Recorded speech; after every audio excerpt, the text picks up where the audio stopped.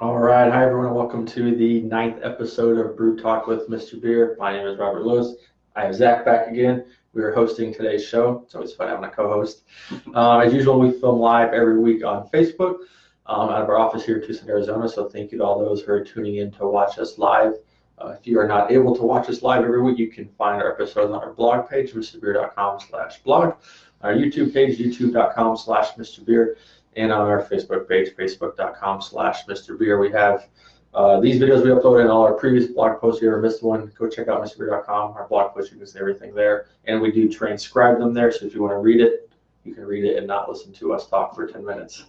We're on the topic of social media. If you would please follow us on Facebook, Instagram, and subscribe to our YouTube page, we would appreciate that. And I think you would appreciate that as it keeps you up to date on all things that are Mr. Beer, cool sales, unique things, new recipes, all kinds of fun stuff.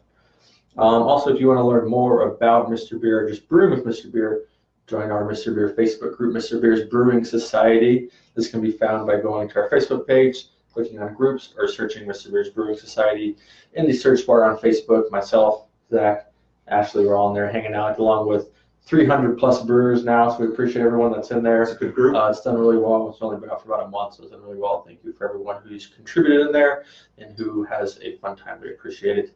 If you are a first-time watcher of our Brew Talk with Mr. Beer show, welcome. We appreciate you joining us. So before we jump into today's topic, let's talk about what we're drinking today. Zach, what do you got? I got the Pennsylvania traditional lager, our Yingling clone. Nice and smooth, good and tasty. It's still clone zone over here. We've been doing clones for weeks. I have the Thomas Tank Farmhouse Saison, which is amazingly delicious. Clone of the Boulevard Tank 7. Yes. Farmhouse Ale. Yeah. Yes, remember that. Boom. All right. So today's topic is interesting and a weird topic. It's weird. Yeah, using Beano in your home brew. So it may seem kind of odd, but Beano has some interesting benefits when using it in your home brew. We're always looking at trying new things, using shortcuts, using hacks to kind of brew cool beer, because I think that's what Mr. Beer is all about, is using a shortcut brew method to get amazing beer. So why not try Beano? So Zach was the one that kind of spearheaded the Beano train, Yeah. as we will call it. So how did you first hear about using Beano in your home brew? Well, it was probably a while ago. I got a lot of family members that don't like big beers, so I was trying to find a way to make a light beer. And I don't know, probably 10 years ago, I stumbled across a forum where somebody had mentioned it. I wish I knew now. It's just been rattling around in the back of my melon because I just like good beer, big beer, and haven't really had the need to make a light beer. So when we wanted to try, I was like, well, let me give this a whirl and see how it works. Works great. It does work great, yes. So is there any particular way to use it, or you just throw it in there? You basically have two options, but for our low carb, low cal kind of experiments, we just put it in the cool water, just 2 tablets, drop them in, good to go. Good to go. All right. So now, what is the recommended amount to use in a 2-gallon batch, a 5-gallon batch, or a 1-gallon batch? So it's basically just 1 tablet per gallon, and it's that easy. So yeah. Yeah. So 2 for 2, 5 for 5, only if you're brewing a small batch. You got it. See, so now can you use too much? Have you ever tried putting in a bunch of Beano and just seeing what happens? I haven't. I know that the enzymes in Beano will only process a certain amount of sugar, so I bet you could go higher with like Russian Imperials or something like that if you wanted to dry one out, but I've never tried. Okay. Interesting things. Okay, so now we do currently use Beano. One of our recipes are not Plato's Brut IPA. So how does the Beano work in helping create the style of a Brut IPA? So what it does is break down the more complex sugars, and that lets the yeast eat more of what's in there.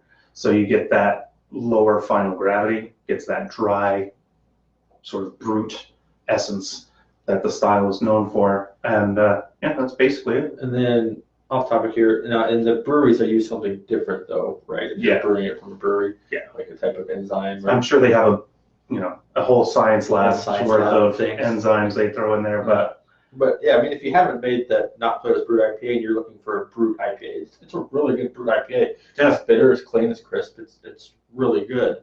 Yeah. All right, so now we're looking at a little sneak peek of what's coming ahead. We are releasing 3 new recipes this week. These are our low carb, low calorie workout series beers. We have our workout IPA, our workout pills, and our workout stout.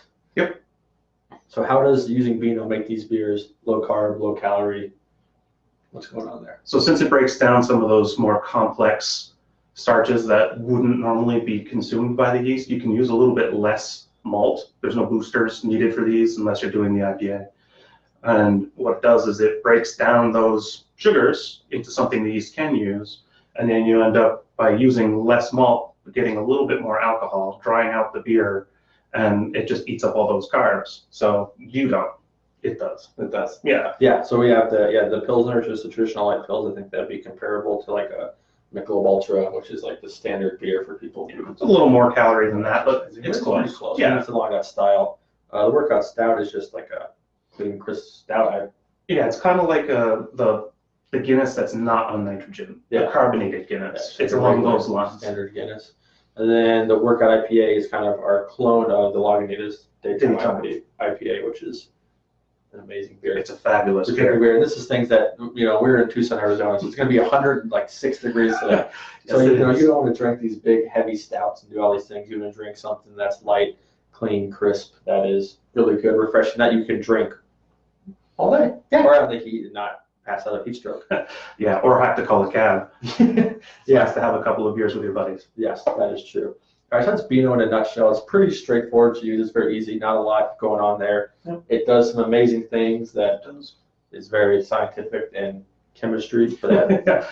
Beyond my. Yeah, that we don't get into, but all we know is that we use it. It makes works. good beer.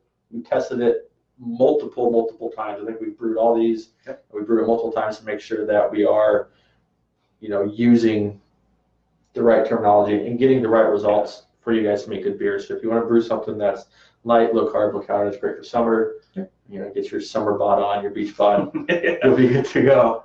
All right, so we're going to wrap it up for today. We appreciate you all joining us live, taking time to watch. Hope you learned something. I think everyone did, because who'd ever brewed a Beano before? Yeah. Don't forget to join our Facebook group. It's really fun. Like I said, me and Zach and Ash are on there having a good time. We will have a change of schedule next week. So usually we do this every Wednesday. Next week we're going to do it on Thursday.